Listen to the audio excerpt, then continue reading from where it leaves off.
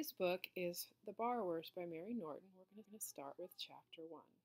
This is one of my favorite books. Chapter 1. I'm going to show you the illustrations as we come to them. The beginning of the book includes a view.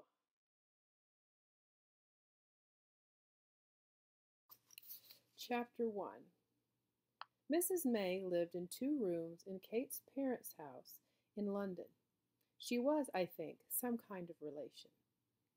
Her bedroom was on the first floor, and her sitting room was a room which, as part of the house, was called the breakfast room. Now, breakfast rooms are all right in the morning when the sun streams in on the toast and marmalade, but by afternoon they seem to vanish a little and to fill with a strange silvery light, their own twilight. There is a kind of sadness in them then, but as a child it was a sadness Kate liked. She would creep in to Mrs. May just before tea time, and Mrs. May would teach her to crochet. Mrs. May was old, her joints were stiff, and she was not strict exactly, but she had that inner certainty which does instead. Kate was never wild with Mrs. May, nor untidy, nor self-willed, and Mrs. May taught her many things besides crochet: how to wind wool into an egg-shaped ball, how to run and fell and plan a dart, and how to tidy a drawer and to lay, like a blessing above the contents, a sheet of rustling tissue against the dust. "Where's your work, child?" asked Mrs. May one day, when Kate sat hunched and silent upon the hassock. "You mustn't sit there dreaming. Have you lost your tongue?" "No," said Kate, pulling at her shoe button. "I've lost the crochet hook." They were making a bedquilt in woolen squares. There were 30 still to do. "I know where I put it," she went on hastily. "I put it on the bottom shelf of the bookcase just beside my bed."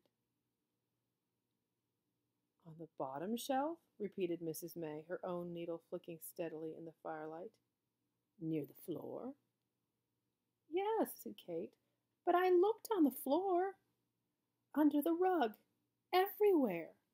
The wool was still there, though, just where I'd left it." "Oh, dear," exclaimed Mrs. May lightly.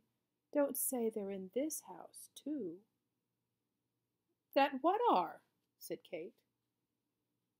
"The borrowers," said Mrs. May, and in the half-light she seemed to smile.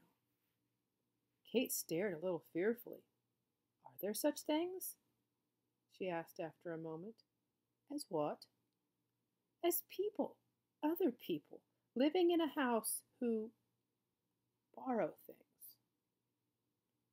Mrs. May laid down her work. "What do you think?" she asked. "I don't know," Kate asked, pulling hard at her shoe button. "There can't be. And yet," she raised her head, "and yet sometimes I think there must be." "Why do you think there must be?" asked Mrs. May. "Because of all the things that disappear. Safety pins, for instance. Factories go on making safety pins, and every day people go on buying safety pins, and yet, somehow, there never is a safety pin just when you want one. Where are they all? Now, at this minute. Where do they go to? Take needles," she went on, "all the needles my mother ever bought. There must be hundreds. Can't just be lying about this house." "Not lying about the house, no," agreed Mrs. May. "And all the other things we keep on buying. Again and again and again, like pencils and matchboxes and sealing wax and hairpins and drawing pins and thimbles." "And hat pins," put in Mrs. May. "And blotting paper." "Yes, blotting paper," agreed Kate. "But not hat pins." "That's where you're wrong," said Mrs. May, and she picked up her work again. "There was a reason for hat pins." Kate stared. "A reason?" she repeated. "I mean, what kind of a reason?" "Well, there were 2 reasons, really. A hat pin is a very useful weapon, and Mrs. May laughed suddenly. But it all sounds nonsense. And she hesitated. It was so very long ago. But tell me, said Kate. Tell me how you know about the hat pin. Did you ever see one? Mrs. May threw her a startled glance. Well, yes, she began.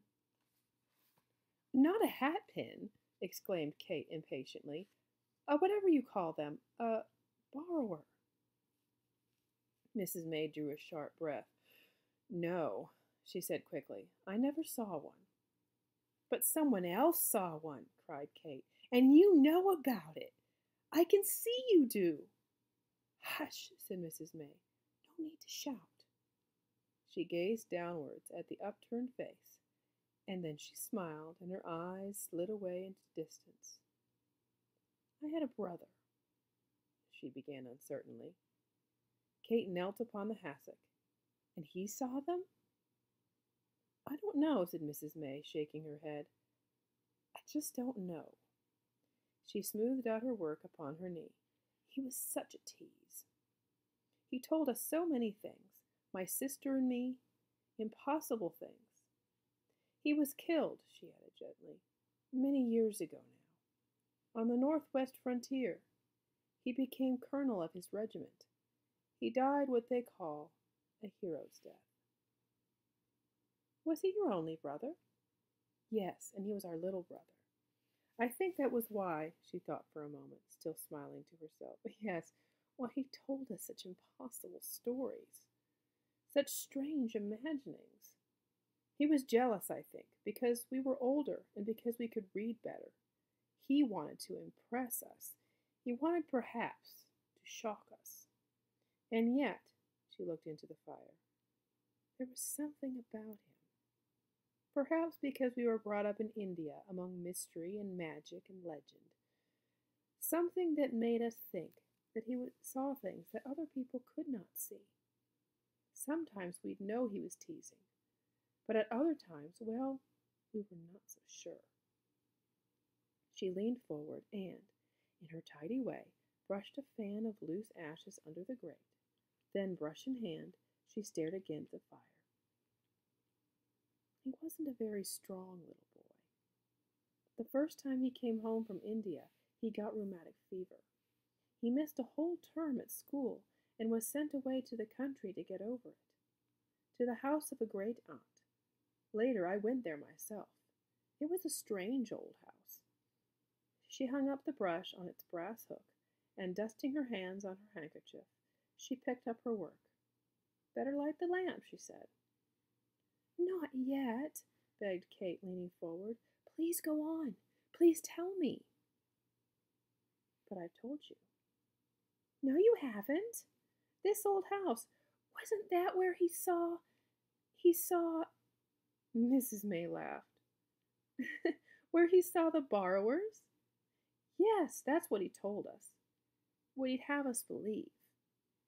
And what's more, it seems that he didn't just see them, but that he got to know them very well. That he became part of their lives, as it were. In fact, you might almost say that he became a borrower himself. Oh, do tell me. Please, try to remember. Right from the very beginning. But I do remember, said Mrs. May. Oddly enough, I remember it better than many real things which have happened. Perhaps it was a real thing.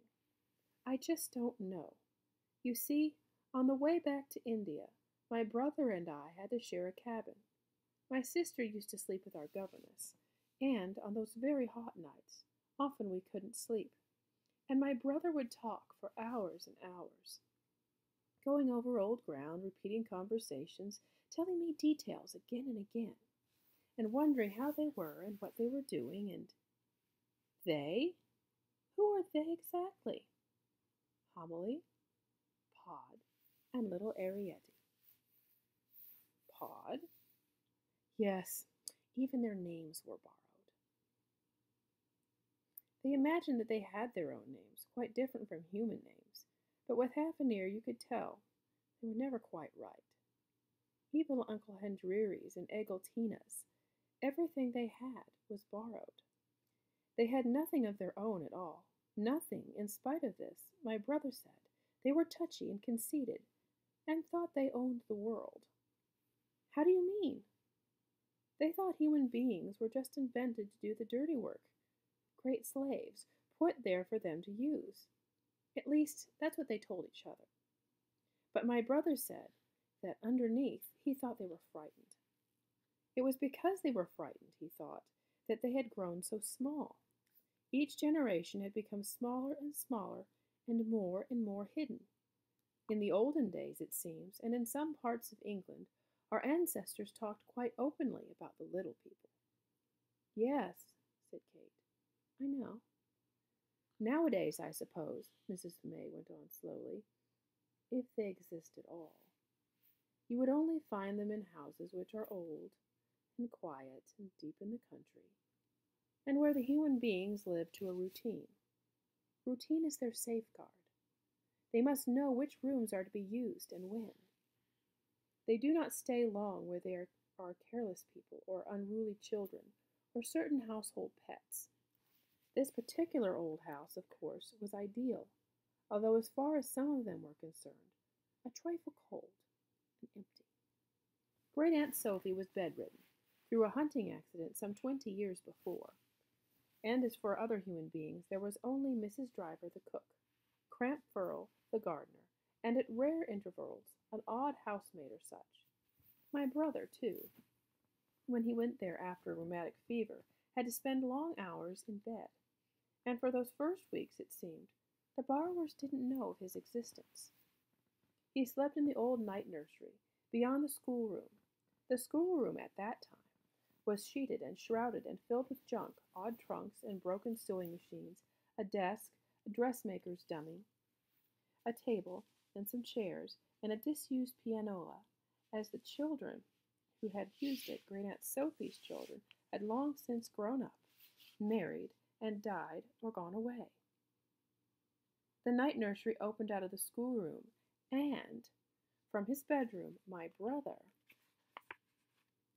could see the oil painting of the Battle of Waterloo, which hung above the schoolroom fireplace, and, on the wall, a corner cupboard with glass doors in which was set out, on hooks and shelves, a doll's tea service, very delicate and old. Let me see the picture. Right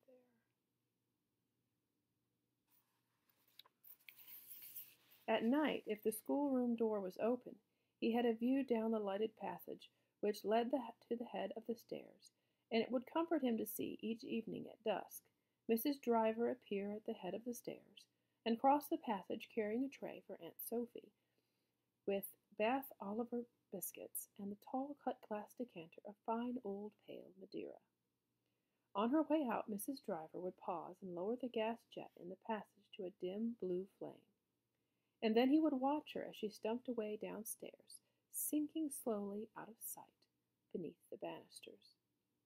Under this passage, in the hall below, there was a clock, and through the night he would hear it strike the hours. It was a grandfather clock, and very old. Mr. Frith of Leighton Buzzard came each month to wind it, as his father had come before him, and his great-uncle before that.